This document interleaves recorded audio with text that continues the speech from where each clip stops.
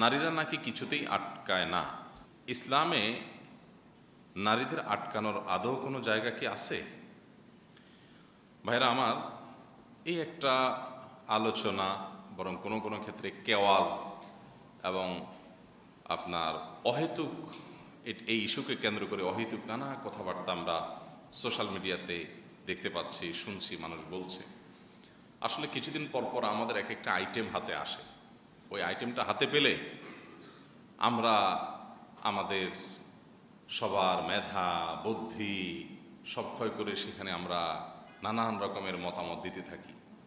প্রচুর পরিমাণ সময় থাকলে যা হয় আর কি, যে দরকারি কাজের চাইতে বেদরকারি কাজ আমরা অনেক বেশি করি। পৃথিবীর প্রভাবশালী একটি দেশের প্রেসিডেন্টের সংসার ভেঙে গেছে, একজন প্রেসিডেন্টের স্ত্রী হয়েও তিনি তার ঘর করলেন না, অর্থাৎ প্রেসিডেন্টও তাকে আটকাতে পারলো না। তাহলে নারীর বোধহয় কিছুতে আটকানো যায় না।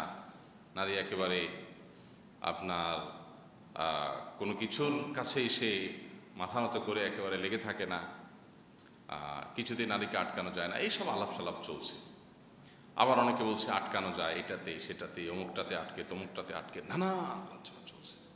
ভাইরা আমার, এমন একটা সমাজে আমরা বসবাস করছি যেই সমাজের মূল স্রোতটা হলো আখিরাত বিমুখী স্রোত। মূল স্রোতটা হলো ঈমান পরিপন্থী, ঈমানের বিরোধী স্রোত।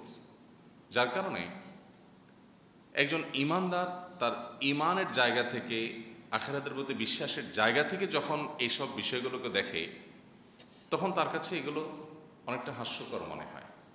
কথাটি এই জন্য বলা যে আটকা আটকের ব্যাপার যেহেতু আসছে এবং প্রশ্ন যেহেতু করেই ফেলেছেন এই ইস্যুতে, সেজন্য বলতে হয়, নারী হোক আর পুরুষ হোক, তার আটকানোর মূল এবং প্রধান জায়গা একজন মুসলমান হিসাবে আল্লাহ এবং তার রসুল সাল্লাল্লাহু আলাইহি সাল্লামের আদেশ এবং নিষেধ।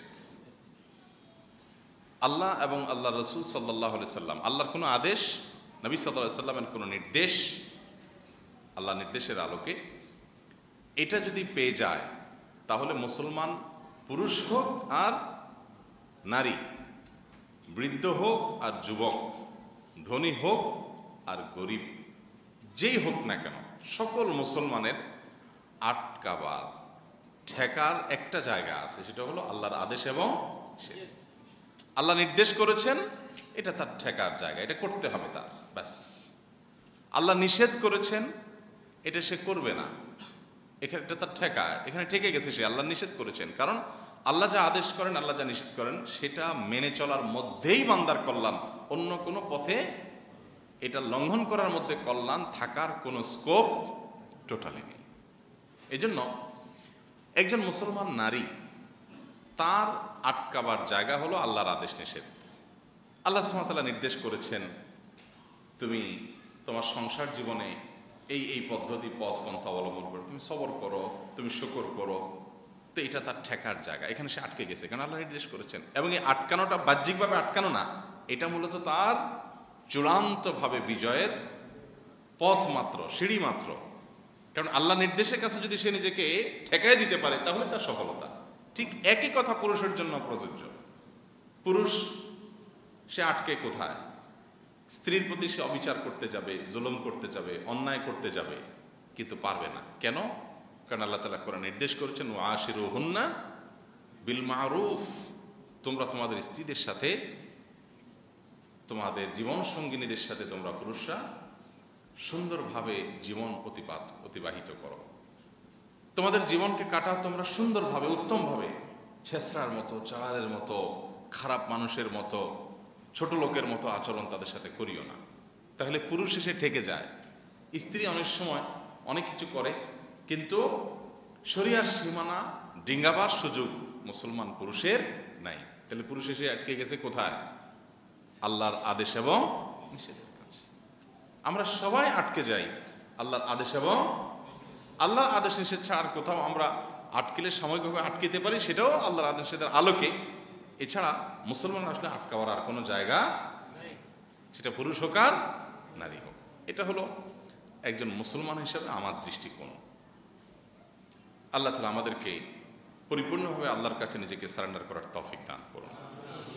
আমরা যদি এইভাবে দেখি তাহলে সেক্ষেত্রে বিষয়টা আমাদের জন্য অনেক সহজ হবে এবং বাস্তবমুখী হবে। এছাড়া যদি আপনি দেখেন নারীরা কিসে আটকায় কিসে আটকায় না, পুরুষরা কিসে আটকায় কিসে আটকায় না, এটা একটা অহেতুক এবং ফালতু আলাপে পরিণত হবে। কেন? কারণ পৃথিবীর সব নারীকে আল্লাহ সুবহানাহু ওয়া তাআলা একরকম করে বানান নাই, আবার সব পুরুষকেও একরকম করে যে সব নারীরা টাকার কাছে এসে ঠেকে যায়, ক্ষমতার কাছে এসে ঠেকে যায়, ভালোবাসার কাছে এসে ঠেকে যায়, স্নেহের কাছে এসে ঠেকে যায়, এরকম সব নারী কি একরকম? কত নারী ভালোবাসা পেয়েও আরেক জায়গা দৌড়াচ্ছে, আছে না? কত পুরুষ স্ত্রী ভালো স্ত্রী পাইছে, তারপরে সে সেখানে আটকাচ্ছে না, আরেক জায়গা দৌড়াচ্ছে। তাহলে নারীরা কিসে আটকায়, পুরুষরা কিসে আটকায়? সব অহেতুক আলাপ, মুখরোচক আলাপ সালাপ। পৃথিবীর সকল নারী সকল পুরুষ সবাইকে এক নেচার দিয়ে আল্লাহ তাআলা তৈরি করেন নাই। তবে হ্যাঁ, ইমানদার যদি হয়ে থাকে কেউ, ইসলাম যদি সে গ্রহণ করে থাকে সত্যিকার অর্থে, তাহলে সকল মুসলমানের ইসলাম, সকল ইমানদারের ইমান তাকে একটা জায়গায় এসে ঠেকিয়ে দেয়। সেটা হলো আমার আল্লাহর আদেশ এবং নিষেধ। আল্লাহর আদেশ আছে বিধে আমার কিছু করার নাই, আল্লাহ নিষেধ আছে বিধে আমার কিছু করার নাই, ব্যাস। আল্লাহ তো আমাদেরকে খাঁটি মুসলমান হওয়ার তৌফিক দান করুন। এবং ইমান পরিপন্থী, আখিরাতের প্রতি বিশ্বাস পরিপন্থী যে একটা গড্ডালিকা চলছে, যে কোনো আলাপ সালাপকে দেখবেন ওই ছাঁচে ফেলে করা হয়, আখিরাতের বিষয়টাকে একেবারে মাথা থেকে বাইরে রেখে তারপরে আলাপ করা হয়। আমরা ইমানদাররা অনেক সময় জেনে না জেনে, বুঝে না বুঝে এই সমস্ত আলাপে জমে যাই এবং কোনো কোনো ক্ষেত্রে আমাদের ইমানের চেতনা পরিপন্থী কথা এবং বিশ্বাস আমরা ধারণ করে ফেলি। আল্লাহ তাআলা আমাদেরকে হেফাজত থাকার তৌফিক দান করুন।